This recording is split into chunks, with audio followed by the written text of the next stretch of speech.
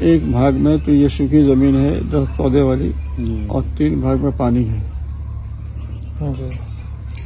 تو پانی کا حصہ زمین سے 3 گنا زیادہ ہے. اور اس پانی میں کتنی مخلوقات ہیں کوئی شمار نہیں کر سکتا. وہ سب کو وہاں رزق ملتا ہے. زمین میں کتنی مخلوقات ہیں، زمین کے اندر ہیں، باہر ہیں، کیا ہے نہیں. کون دیتا ہے اس کو رزق؟ چونٹی کا جو رزق ہے وہ مکھی کے لیے نہیں ہے، جو مکھی کا رزق ہے وہ چونٹی کے لیے نہیں ہے.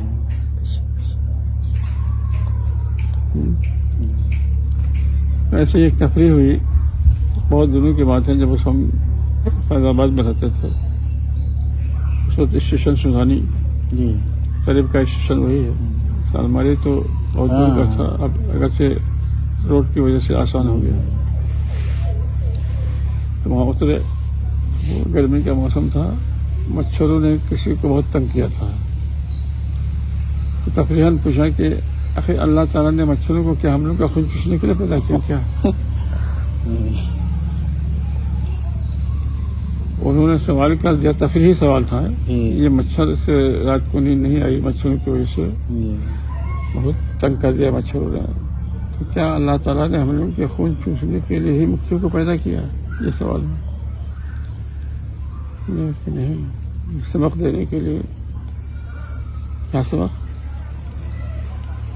ان مکھیوں نے جب خون چوسنا شروع کیا تو آپ نے مچھروں سے بچنے کے لیے آپ کو مچھردانی، عقل نے ایک سجھاؤ دیا کہ مچھردانی بنے. مچھردانی کے لیے روئی کپاس ہونا چاہیے، سوت ہونا چاہیے، پھر اس کی ویسی طرح سے بناوٹ ہونی چاہیے. تو اس ایک مچھر نے رزق کا کتنا دروازہ وسیع کیا کہ کپاس کی کھیتی کر رہے ہو، اس سے جو سوت بن رہا ہے، سوت سے جناب والا تم مچھردانی بنا رہے ہو. پھر مچھردانی جہاں بنتی ہے تو پھر وہاں سے اس کی تھوک سپلائی ہوتی ہے، پھٹکر سپلائی ہوتی ہے. تو کتنے خلق خدا کو اس سے رزق مل رہا ہے.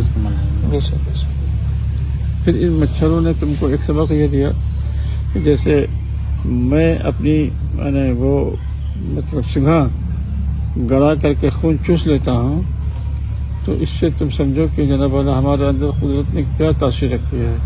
تو اس کو ڈاکٹر کو سمجھ میں آ گیا کہ ہم بھی اگر خون سپلائی کریں یا خون لیں تو مچھر سے ان کو سبق ملا. انہوں نے سوئی کی ایجاد کی، اور سوئی کی ایجاد کر کے آپ کو ہم کو، اب سوئی کی ایجاد نے کتنے لوگوں کو نہ پہنچایا. ایک مچھر کی تخلیق نے پھر ہم نے گڈ نائٹ تیار کیا مچھر سے بھگنے کے لیے. تو ہم نے جناب والا وہ رشوہ چھاپ، اس میں کتنے لوگ خلق خدا اس میں کام کر رہے ہیں، تھوک کے لیے، کمپنی کے لیے اور پھر فٹکر کے لیے.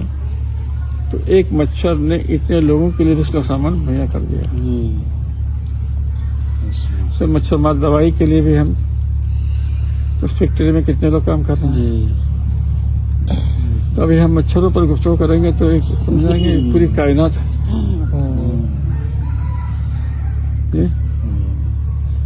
پھر وہاں پر شریعت کا مسئلہ آئے گا کہ مچھروں نے جو خون چوسا ہمارا وہ پاک ہے کہ ناپاک ہے. اگر مار گیا کپڑے میں لگ گیا تو کپڑا پاک ہوا کہ ناپاک ہوا.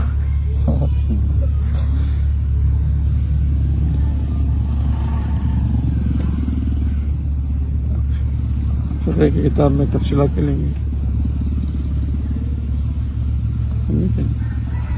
کبھی کبھی تو ایسا ہوتا ہے کہ مچھروں سے علاج ہو جاتا ہے.